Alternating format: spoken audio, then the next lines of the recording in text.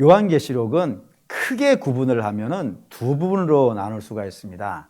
1장에서 3장 이렇게 하나 나누고 4장에서 22장 이렇게 두 개로 나누는데, 이 앞장 1장에서 3장까지는 서론에 있는 내용이 있고요, 그리고 4장에서부터 22장까지는 예언에 관련되어져 있는 내용이 있습니다.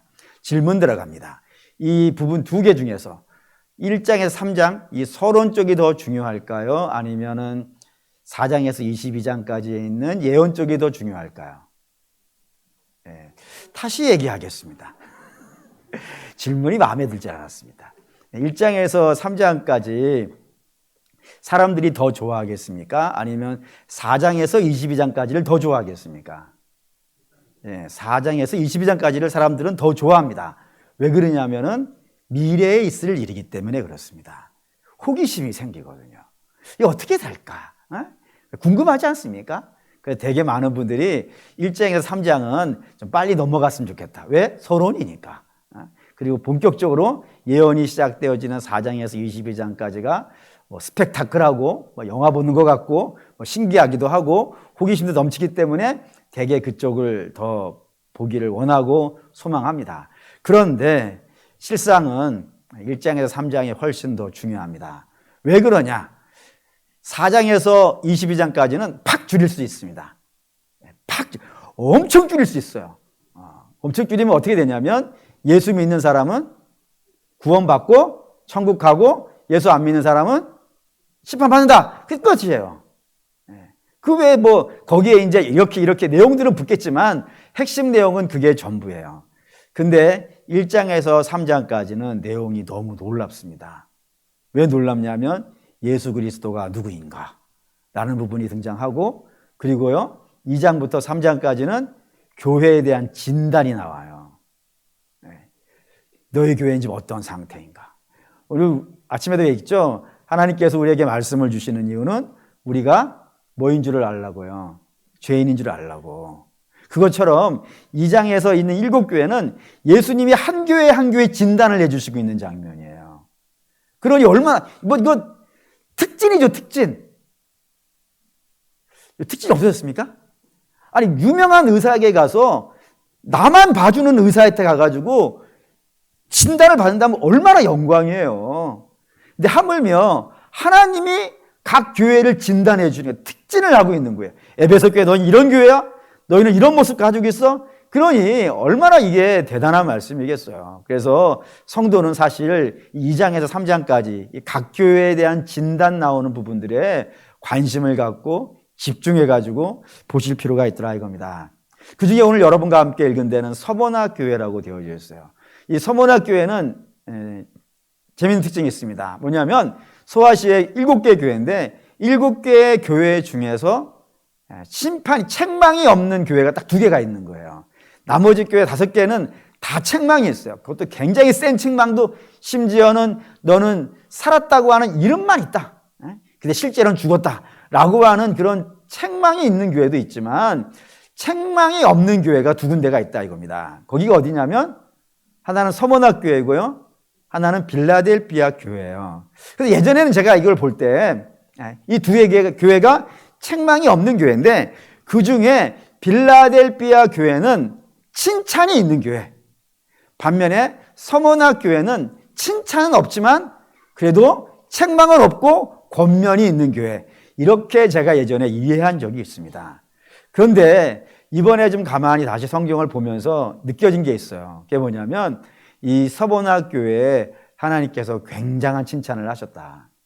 어쩌면 성도가 이 땅에서 받을 칭찬 중에 이보다 더 대단한 칭찬이 있을까라는 생각이 들어갈 만큼 대단한 칭찬이 하나가 들어있더라 이겁니다. 그게 어디냐? 2장 10절입니다. 2장 10절 읽겠습니다. 너는 장차 받을 고난을 두려워하지 말라. 볼지어다 마귀가 장차 너희 가운데에서 몇 사람을 오게 던져 시험을 받게 하리니 너희가 10일 동안 환난을 받으리라. 내가 죽도록 충성하라. 그리하면 내가 생명의 관을 내게 주리라. 목사님, 이거 쭉 읽어봤는데 이건 책망이라기보다는 권면이 맞다라고 생각이 되거든요. 근데 어느 부분을 봐서 이거를 굉장한 칭찬이라 생각이 되십니까? 라고 물으실 수 있다 이겁니다. 그 물으심에 대해서 이제 답을 하겠습니다. 주께서 제자들을 모아놓고 마지막으로 설교를 하신 장소가 있어요. 그 마지막 설교를 거기에서 이제 성만찬도 하시고, 그리고요 또 세족식도 하고요, 그리고 마지막 기도, 대제사장의 기도라고 하는 그 어마어마한 기도도 여기에 진행되고 있어요. 거기가 마가의 다락방이거든요. 그 마가의 다락방에서 있었던 기도가 굉장히 중요합니다. 예수님의 기도, 예수님의 기도니까 중요하기도 하지만 예수님의 기도에 전문이 등장하고 있는 유일한 장이 이 요한복음 17장이기 때문에 굉장히 주목하고 보셔야 되는 장이거든요. 거기 한번 볼게요. 요한복음 17장, 요한복음 17장 14절입니다. 거기에 우리가 오늘 서번학교의 이 권면, 장차 환란에 당할 것이다라고 하는 것이 왜 칭찬이 되는지를 시작해 볼 수 있는 이야기가 등장합니다. 기도가 등장합니다. 17장 14절 읽겠습니다. 내가 아버지의 말씀을 그들에게 주었사오매 세상이 그들을 미워하였사오니 이는 내가 세상에 속하지 아니함 같이 그들도 세상에 속하지 아니함이나이다 라고 했습니다. 주께서 당신을 어떻게 표현했냐면 당신은 세상에 속해 있지 않다고 했어요. 세상에 속해 있지 않기 때문에 어떤 일을 당한다고요? 미움을 당한다고 되어 있다 이겁니다. 세상에 속해 있었다면요, 미움을 안 당한다 이거예요. 하지만 예수님이 세상에 속해 있지 않기 때문에 미움을 당한다 이겁니다. 그러면 이제 이렇게 생각해 볼 수 있어요. 세상에 속하지 않았다는 건 어디에 속해 있다는 걸까요? 하나님께 속해 있는 거예요. 하나님께 속해 있다는 사실은 우리가 예수님이 하나님의 뜻에 대해서요 집중하고 있다는 사실이 느껴지시죠? 하나님에 속해 있다는 것, 하나님 나라에 있는 거예요. 하나님 나라에 있다면 그 나라의 법은 뭐예요? 하나님 말씀이 법 아니겠어요? 그 말씀이 주장하고 있는 삶을 사는 삶을 하나님께 속해 있다라고 한단 말이에요. 그럼 예수님이 얼마나 하나님 말씀에 열정을 내셨냐면 그것도 한번 보시죠. 빌립보서 2장 6절에서 8절입니다. 빌립보서 2장 6절에서 8절. 6절에서 8절 읽겠습니다. 그는 근본 하나님의 본체시나 하나님과 동등됨을 취할 것으로 여기지 아니하시고 오히려 자기를 비워 종의 형체를 가지사 사람들과 같이 되셨고 사람의 모양으로 나타나사 자기를 낮추시고 죽기까지 복종하셨으니 그 십자가에 죽으심이라. 예수님이라는 분은 그냥 이 땅에 온 위대한 위인이 아니에요. 제가 한 번은 말씀드린 것 같은데 저는 예수님을 4대 성인에 넣는 것을 몸서리치게 싫어하는 사람입니다. 아니 거기에 나오는 4대 성인이라고 하는 사람들은 아니 훌륭해요. 제가 굳이 그분들의 인격과 삶을 깎아내리고 싶은 마음은 없어요. 훌륭해요. 근데 예수님은 훌륭한 사람이 아니란 말이에요. 예수님은 누구예요? 하나님이에요. 하나님이고 거기 나오는 사람들은 그냥 사람이고 그것도 사실은 마음 같아서는 사람들을 엉뚱한 길로 끌고 간 좀 악당이라고 볼 수도 있어요. 근데 좋게 쳐주자 이거예요. 거기는. 그렇다고 치더라도 우리 주님은 하나님이신데, 근본 하나님이신데, 그러면 이 땅에서 대접을 어떻게 받아야 되는 거예요? 영광을 받아야지. 대접을 받는, 영광을 받고 예배를 받고 찬양을 받고 경배를 받아야 되는 그런 분이 예수님이라 이겁니다. 그런데 그분이 그런 대접을 버리셨다 이거예요. 뭐 때문에요? 아버지의 뜻을 이루시려고. 다른 데 목적이 없어요. 하나님의 뜻을 이루시기 위해서 얼마만큼 열정을 내셨다고요? 죽기까지 순종하셨다 이거예요. 그게 하나님의 뜻을 따라가는 삶이거든요. 그랬더니 어떤 일이 벌어졌냐면 2장 9절입니다. 2장 9절 읽겠습니다. 이러므로 하나님이 그를 지극히 높여 모든 이름 위에 뛰어난 이름을 주사. 이 말씀을 오해하시면 안 돼요. 예수님은 원래 이름이 저 바닥에 있었는데 이 십자가의 죽음으로 말미암아 높아졌다 그런 개념이 아니에요. 예수님은 하나님이라 그랬으니까 누군가에 의해서 끌어올려주고 대접받아야 되는 그런 분은 아니에요. 그런데 이 높이 평가를 받았다는 것은 주님이 하신 일이 하나님 마음에 어땠다는 거예요. 마음에 들었다 이거예요. 너무 마음에 들었다 이거예요. 박수 받을 만큼 아름답고 훌륭한 일을 하셨다 이겁니다. 무엇 때문에요? 아버지의 뜻을 이루시기 위하여 십자가에 죽으시는 것을 당연한 것으로 여기시고 그 길을 순종함으로 가셨다는 이것을 성부 하나님께서 높이 평가했다는 겁니다. 그럼 이런 말씀을 갖고 근거를 삼아서 질문을 하나 하는 거예요. 성도는 이 땅에서 어떠한 삶을 살아야 되냐 이거예요. 성도는 이 땅에서 어떠한 사람을 살아야 될까요? 하나님이 기뻐하시는 삶을 살아야겠죠. 당연한 것 아니겠습니까? 그래서 찬송도 있잖아요. 찬양도 나 주님의 기쁨 되기 원하네. 뭐 이런 찬양도 있듯이 성도는 주님이 기뻐하는 삶을 살아야 된다 이겁니다. 그러면 주님이 기뻐하는 삶이라는 건 어떤 것일까요? 우리가 지금까지 공부한 말씀들을 한번 쭉 점검하면서 보도록 합시다. 마가복음 8장 34절. 마가복음 8장 34절.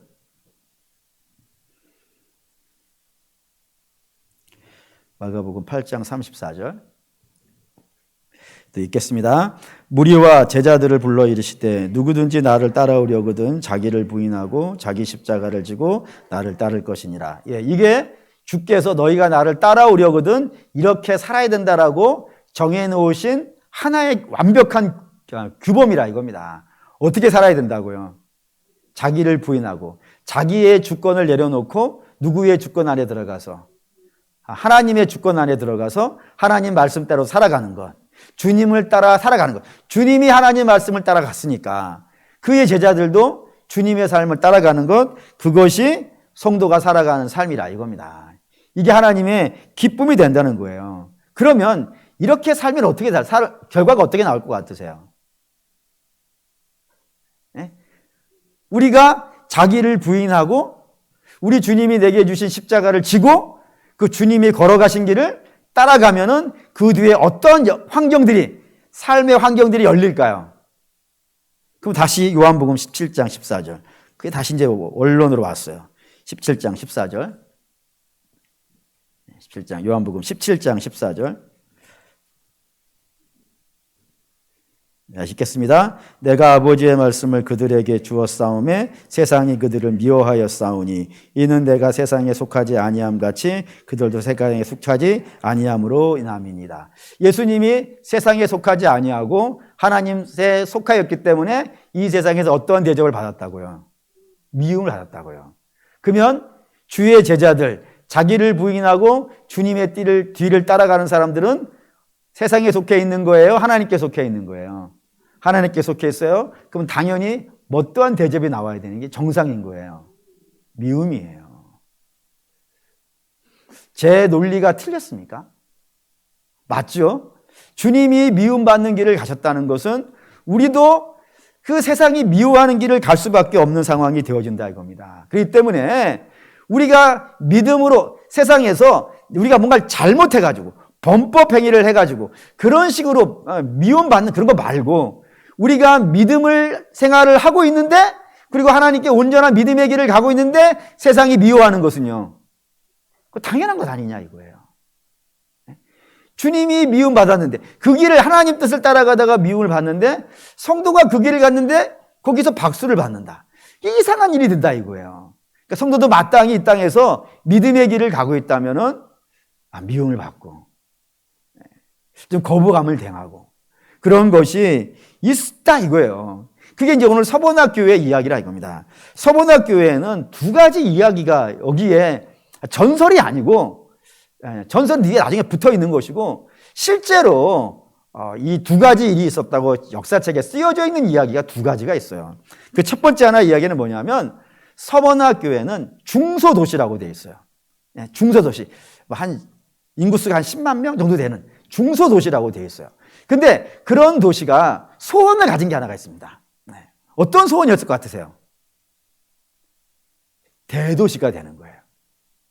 큰 도시가 되어져가지고 많은 사람들이 모여서 여기서 뭐 어떤 대단한 일이 뭐 특별시가 되는 그런 소원을 품은 도시가 이 서본화였어요. 근데 문제는 자기의 힘만 가지고는 이 도시를 크게 만들 수가 없는 거예요.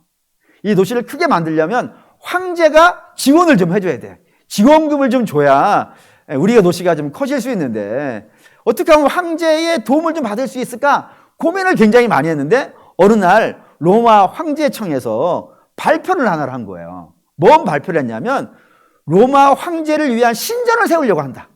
이 터키 지역에 로마 황제의 신전을 세우려고 하는데 이 신전에 신청하라 그런 거예요. 신청하라. 신청해가지고 당선이 되는 그 지역에는 신전을 세워주는 것과 동시에 거기에 길을 다 깔아주겠다 이거예요.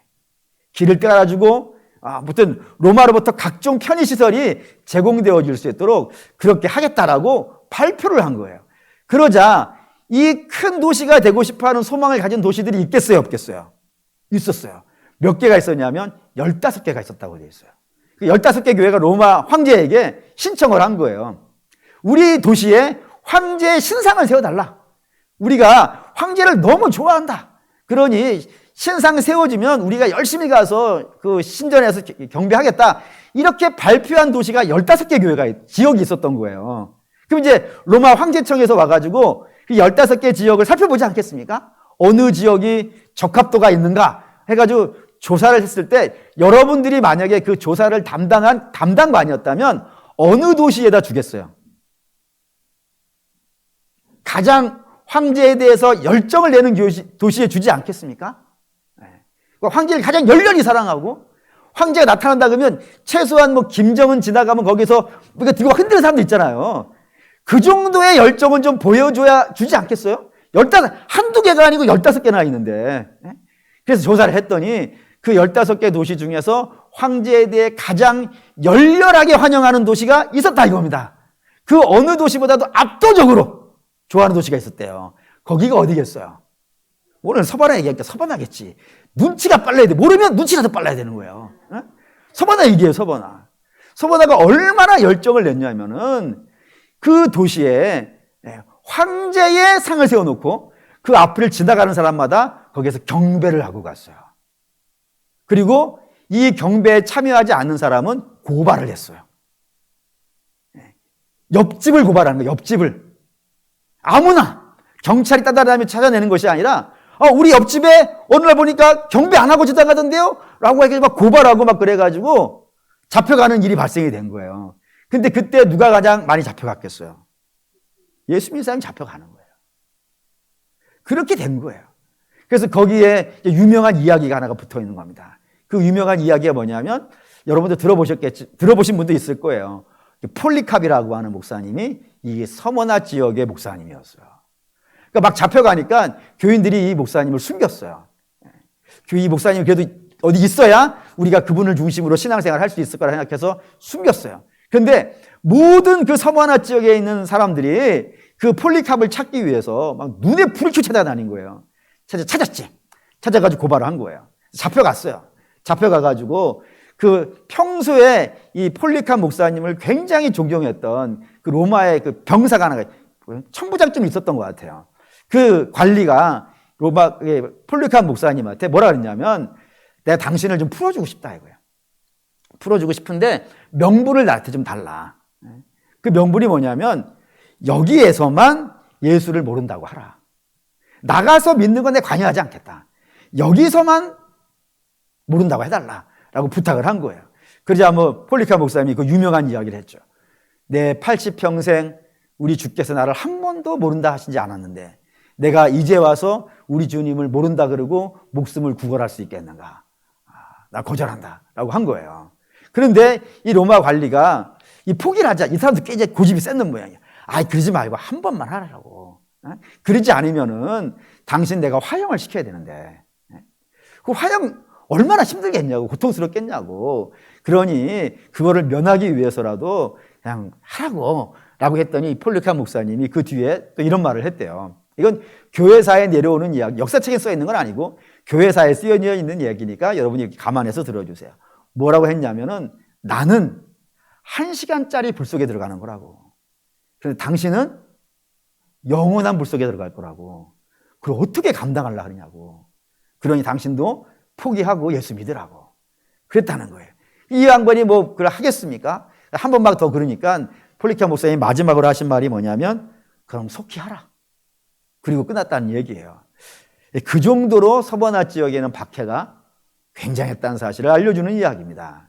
근데 이뿐만 아니라 하나가 더 있었다는 거예요. 이게 이제 역사책에 쓰여져 있는 건데 뭐였냐면 서버나 지역에는 길드라고 하는 상인 조합이 있었대요. 상인 조합이. 근데 이 길드라는 상인 조합에 가입한 사람은 그 지역에서 인정을 해주는 거예요. 사업을 하고 장사를 하고 할 수도 있을 뿐만 아니라 좀 어려움에 빠지면 그 길드에서 있는 조합금 같은 거 있을 것 아니겠어요. 그 조합금을 지원도 해주고 다시 일어날 수 있도록 여러 가지 혜택을 많이 주는 거예요. 근데 반면에 이 길드에 가입이 안 되면 사업이 안 돼요. 문을 열 수가 없어요. 문을 열 수가 없고, 그러다가 뭐 자기들 마음대로 문을 열었다 그랬다가는 고발 들어가면 재산을 몰수하는 거예요. 그러니 그 지역에서 사업을 하고 싶은 사람은 다 소망이 뭐겠어요? 그 길드 조합에 가입하는 거예요. 근데 그 가입하려면 조건이 하나가 있어야 되는 거예요. 조건. 이 조건에 충족을 해줘야 가입이 된다고 되어 있습니다. 그 조건이 뭐였을까요? 즉, 황제를 주라고 불러야 돼요. 황제를 우리의 주, 나의 주라고 부르면 가입이 되는 거예요. 서버나 지역이 그 정도였어요. 그게 안 하면은 할 수가 없었어요. 할 수가 없으면 어떤 일이 되냐면 2장 9절 한번 보세요. 요한계시록 2장 9절. 가입을 못하면 이런 일이 발생됐대요. 2장 9절. 2장 9절 읽겠습니다.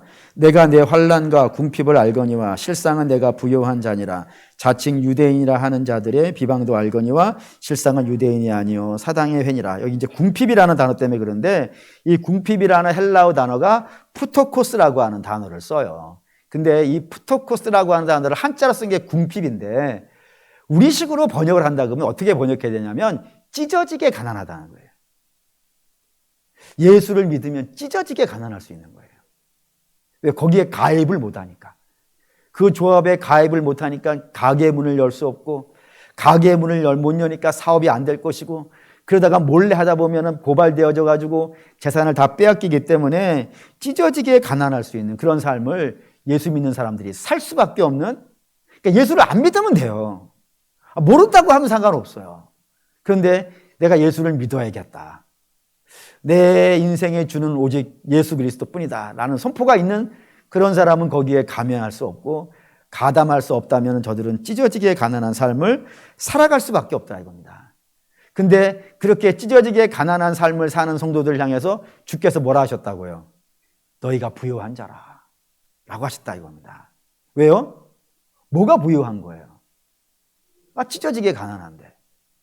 그러니까 주가 보는 부라는 건 다른 개념이란 걸 아시겠죠? 그 주가 보는 부는 뭐인 거예요? 저가 주님과 함께 사는 거예요. 그러니까 성경이 부라고 하는 것은 재물이 많은 걸 부라하지 않는 거예요. 성경이 부라 그러는 것은 저가 어느 형편, 어느 상황에 있든지 간에 관계없이 누구랑 사는 건 하나님과 살고 예수와 교제하고 예수 그리스도로 말미암아서 그 인생이 살아가는 사람들, 그런 사람을 성경은 복이 있다라고 한다 이겁니다. 물론 사랑하는 믿음의 성도 여러분, 뭐 지금은 그런 시대는 아니죠. 지금은 예수 믿는다고 해서 이렇게 찢어지게 가난하고 예수 안 믿는다고 해서 부자 되고 그런 세상은 물론 아니에요. 그런데 분명하게 기억하셔야 되는 것은 예수 믿는 길이라고 하는 것은 결단코 편한 길이 아니라 이겁니다. 우리 주님이 말씀하셨잖아요. 아예 너희는 무슨 길로 다니라? 좁은 문으로 가라 라고 하시잖아요. 왜 좁은 문이 예수 믿는 길이잖아요. 그 예수 믿는 길이 좁은 문이고 예수 안 믿는 길이 넓은 길이라 그랬어요. 왜 그렇게 말씀하셨을까요? 뭐 그렇게 말씀하셨어요. 저들은 넓은 길로 가는 자들은 많은 사람이 간다고. 많은 사람이 넓은 길로 간다고. 넓은 길은 원래 넓은 길이 아니었던 거예요. 원래 넓은 길이 아니라 그 길이 넓어진 거예요. 넓어진 거예요. 왜 넓어진 거예요? 많은 사람이 그리 가요. 많은 사람이 편한 길로 가요. 근데 저는 개인적으로 이런 생각을 갖고 있어요. 원래는 생명나무로 가는 길이 더 넓어. 그리고 선악과로 가는 나무는 길은요 하나밖에 없어. 생명나무는 생명나무라는 나무가 있기도 하지만 그 에덴 동산 안에 있는 모든 나무가 사실은 아담의 하와의 그 생명을 연장시키는 데 도움이 되는 나무들 아니에요. 사람이 먹어야 사는 거니까요. 그런 식으로 생명으로 얻을 수 있는 것들은 많아요. 그런데 사망으로 가는 길은 하나밖에 없었던 거예요. 그런데 이것이 이게 사망으로 가는 길을 수많은 사람이 다녀버리니까 그게 어떻게 됐다고요? 넓어져 버렸다고. 반면에 생명으로 가는 길은요 찾는 자가 없으니까 점점점 좁아진 것은 아니겠는가. 저는 그렇게 생각이 들어간다 이거예요. 그러니 거칠죠. 많은 사람이 안 가는 길이니까 그것이 지금은 굉장히 거칠고 험한 길이 돼버렸어요. 그럼에도 불구하고 우리 주님이 그 길로 가라 그러신다니까요. 믿음의 길로 가라고. 남들이 조롱하더라도 그 길로 가라고. 그래서 우리 믿음의 선배들은 다 그 길을 간 거예요. 뭐 예를 든다면 아브라함이 대표적이죠. 아브라함은 원래 어디 살던 사람입니까? 갈대아 우르예요. 지금으로 말할게요. 지금으로 말한다 그러면 아브라함이 살던 갈대아 우르는 서울특별시 정도 돼요. 굉장히 큰 도시예요. 근데 주께서 가라고 한 곳은요, 변방 어딘지도 모르는 거예요. 가나안은. 갈대아 우르라는 동네에서 가나안이라고 하는 곳은요, 그 어딘지도 모르는 동네예요. 근데 거기를 아브라함 가족 혼자서 가는 거예요, 지금. 그러면 그 갈대아 우르에 살고 있는 사람들이 다 뭐라 그러겠어요? 뭐 미련하게 그러냐고. 거기가 어딘데? 그런 촌으로 가서 뭐 하려고? 에? 사람이 태어나면 어디로 가라고요? 말은 태어나면 제주도로 가고, 사람은 태어나면 어디로 가라고요? 제가 서울에서 내려올 때 그 얘기를 들었어요. 아니, 그렇다니까요. 그때 얼마나 많은 사람이 아브라함을 향해서 뭐라 그랬겠어요. 그런데도 불구하고 그 길로 가는 거예요. 왜요? 하나님이 가라 했다 이거예요. 하나님이 가라 했으니까 나는 그 길 간다. 그게 믿음의 길이라니까요. 우리 주님도 그 길을 가신 대표적인 분 아니겠어요? 당신의 피조물이, 당신을 경배해야 될 피조물이 손가락질하고 멸시하고 침뱉고 때리고 십자가에 달잖아요. 당신이 메시아면 내려오라 그러거든 하잖아요. 5만 가지 모욕을 다 준 거라 이거예요. 그때 주님께서 안 가실 수 있죠. 우리 주님이 안 가신다고 해서 누가 뭐라 그럴 사람이 누가 있겠어요. 그런데도 불구하고 하나님이 그 길을 가기를 원하시니까 그 길을 가서 고난당하는 것을 기뻐하시더라 이겁니다. 그러니까 신자의 길이 그래요. 신자의 길은 고난을 찾아다니는 길은 아니지만 신자는 믿음의 길을 간다 이거예요. 근데 믿음의 길을 가면은 우리 주님이 당한 고난을 피할 길이 없는 거예요. 이 세상에서는. 그렇다 이겁니다. 그래서 주께서 허바나 교회를 칭찬하신 이유는 저들이 정당한 믿음의 길을 가고 있다 이거예요. 너희 가고 있어. 그러니까 힘내. 잘 가고 있는 거야. 견뎌야 돼. 니네 지금 잘 가고 있는 거야. 너희가 실제로는 부자야. 내가 볼 때는 저들이 유대인이라고 말하는 쟤네들은 사단이야. 내가 보기에는 비록 이 땅에서 찢어지게 가난하고 멸시와 천대를 받고 있지만 너희들은 잘 가고 있어. 잘 가고 있으니까 실망하지 말고 끝까지 그 길을 가라 라고 말씀하시는 거라 이겁니다. 칭찬이에요? 아니에요? 칭찬이에요. 그런데 사랑하는 우리 믿음의 성도 여러분, 우리의 믿음의 선배들은 예수 믿는 것으로 인하여서 고난받는 것을 두려워하지 않았던 거예요. 심지어는 사도 바울이 자기의 양아들이죠. 디모데는 양아들인데 그 양아들에게 이렇게 권면했어요. 너는 복음과 함께 고난을 받으라. 아예 대놓고. 라고 말씀했을 때 디모데가 뭐라고 반응했을까요? 아멘 했을까요? 노멘 했을까요?